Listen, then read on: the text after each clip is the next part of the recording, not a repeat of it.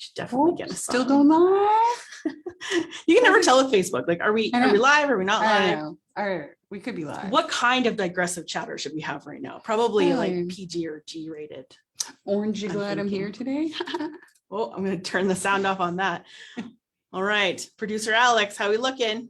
Good to go. All right. Looking good. Welcome to Social Media News, brought to you by 910, where we specialize in branding, websites, and digital marketing training. I'm Chris. I'm Nicole, and we're your hosts. So let's get into it. TikTok. TikTok launches Creative Solutions, a guide to building effective TikTok campaigns. As TikTok continues its meteoric rise, many more marketers are now looking the app's way and considering how to tap into the platform to boost their brand reach and discovery. The guide includes notes on how to build authentic TikTok content, including specific tips on creating creative approaches and posting frequency. The guide also covers all the key aspects of effective TikTok clips with a basic overview of every element. It also includes links to TikTok's various brand features, including its creator marketplace and audio tools. It's a good, quick summary of all the key elements of TikTok's creative. And if you're considering whether TikTok might be the right fit for your strategy, it's definitely worth a look. Check it out at tiktok.com/business, and it's in their blog articles. I'm definitely going to check that out. I managed to make 4 TikToks this weekend. I got like 600 views on a couple of them. So clearly I'm viral. Famous friend. My famous friend. But when it does come to business, it is, for me at least, it's a fairly new platform. So I'm going to go, sounds like they're trying to get us all on there. Yeah, I was watching sort of how some of the ads work on TikTok, and I think it's starting to get traction. So it's a thing that, you know, if you're a B2C, it's something you might want to be looking at. Definitely. In particular B2C. Yeah. B2C is a great space for that. Coming up, Instagram. Instagram will now let users limit interactions from non-followers. And the new feature is aimed at curbing online abuse. While Instagram can be fun for connecting, not every comment or DM slide is friendly. Now, the social media platform has introduced an update aimed at curbing spikes in abusive messages so you can get back to posting in peace. Instagram's new feature limits allows users to automatically hide both DMs and comments from users who don't follow them or who have only just started following them within the past week. This means users can keep lines of communication open to their usual audience, but still protect themselves from temporary influxes of attackers. I think this is a really great thing for to have happened. I actually had somebody, there's always somebody trying to hack into my personal Instagram handle because it's only 4 letters. And a few weeks ago, I actually had someone threatening to like come to my house and do terrible things if I didn't give them my handle. So obviously I wasn't afraid that's not going to happen, but it must happen to other people as well, right? Yeah, and mental health's a big thing, right? Like Absolutely. You don't need to hear that. As a business, you might leave them open, but I got to be honest, I don't always want people sliding into my DMs when they're sliding into my DMs. So it's something to look at. Exactly. This week with Twitter, Twitter tests new topic tags to spaces to improve discovery. With Twitter looking to put more emphasis on its audio spaces, with the addition of a dedicated tab and new highlight tools, the platform is also focused on improving spaces discovery and ensuring that each user is alerted to the most relevant in-progress audio chats aligned with their specific interests.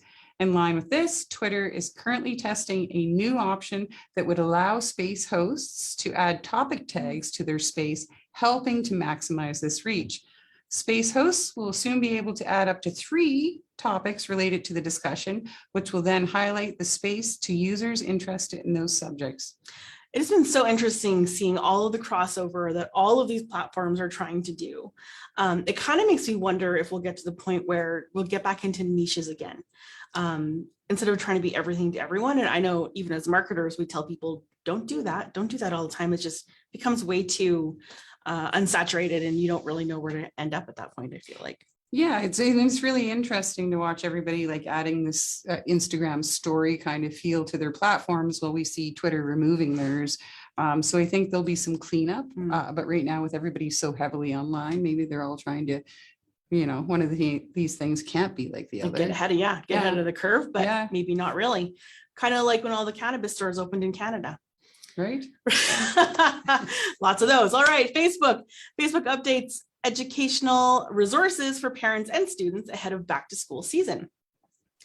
With students returning back to school over the coming weeks, Facebook has updated its parent and student resource tools in order to provide additional guidance to help parents manage their students' online activity and help students avoid unwanted exposure online. I'm seeing a trend here. Launched late last year, Facebook's Get Digital platform aims to improve digital literacy and keep users safe while logging into their lessons online, which, given the ongoing lockdowns, is a major point of concern for many in the back-to-school mindset. Facebook's new Get Digital elements include professional development, 5 individual professional development guides to be used by teacher leaders to train educators on how to use these materials in the classroom, an after-school guide, which is a facilitator's guide designed for after-school programming to support the usage of Get Digital in after-school setting and among youth-serving organizations, and media literacy lessons, new media literacy lessons, which is really hard to say, on reverse image search and metadata for the Get Digital engagement pillar. These were drawn from the Harvard Berkman Klein Center for Youth and Media. It is that time of year. Kids are headed back to school. I think mental health is like written all over everything we've been Absolutely. talking about for weeks. But I think too, having these tools provided to educators and after school programmers and educating our parents. kids. Yeah, and parents. Absolutely. Online safety is huge. And it's something people need to be considerate of with the kids. The only thing I had on my computer growing up was solitaire and a word processing program. Right? Yeah. I Just aged myself there. Right. LinkedIn adds reviews and ratings for profiles which have added service listings. LinkedIn is adding a new review element to its professional services listing, which will provide another way to highlight the quality of your professional skills within your LinkedIn profile. First launched in 2019, LinkedIn's service listings enables freelancers and small and medium businesses to list any services that they provide on their LinkedIn profile and be found for the same in search results. Now, as an additional complement to this, past clients and customers will also be able to leave reviews of your work, which can be displayed within your listings.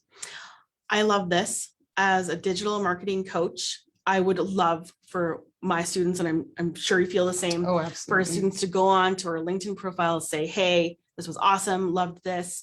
I hope they'd all be positive, but of course, you never really know when somebody gets on there. But I think that this is a really great initiative for people to really go on and start promoting. Personal branding is just so huge right now, and it's just growing and growing, that this is one way personal branding people can get in and leverage this for And sure. reviews and testimonials are one of the easiest tactics for increasing your search engine optimization. Just ask.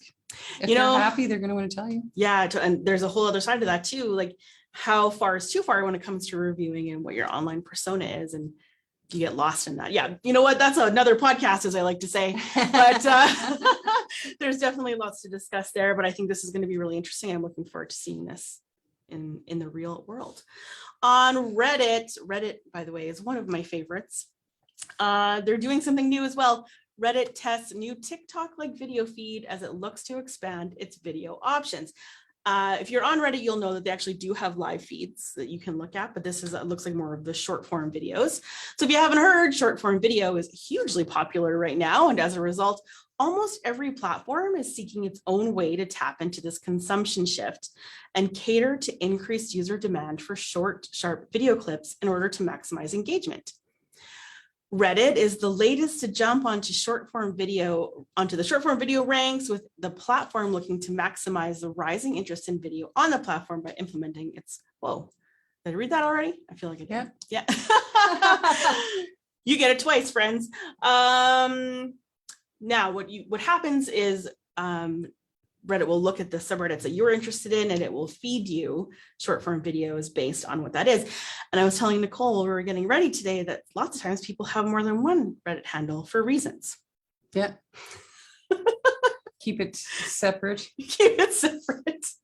Oh, I love it. But Reddit is actually really great. If you haven't checked it out, I don't know. I really like it, but some of it's really not as Canadian as I would like it to be. Yeah, and I think, I mean, this trend towards short-term video or short-form video to me is, I call it the dawning of TikTok.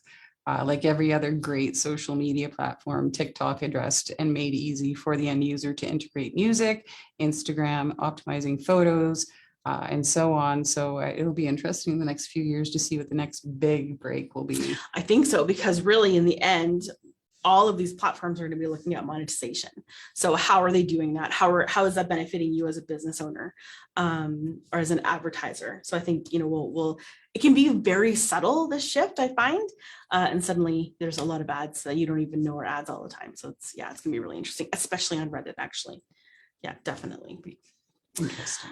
That is the news for today. If you have a few minutes to spend upping your digital marketing skills, sign up for Quick Plays, our weekly email where our team of coaches videos and sends you a new digital marketing tip every Tuesday.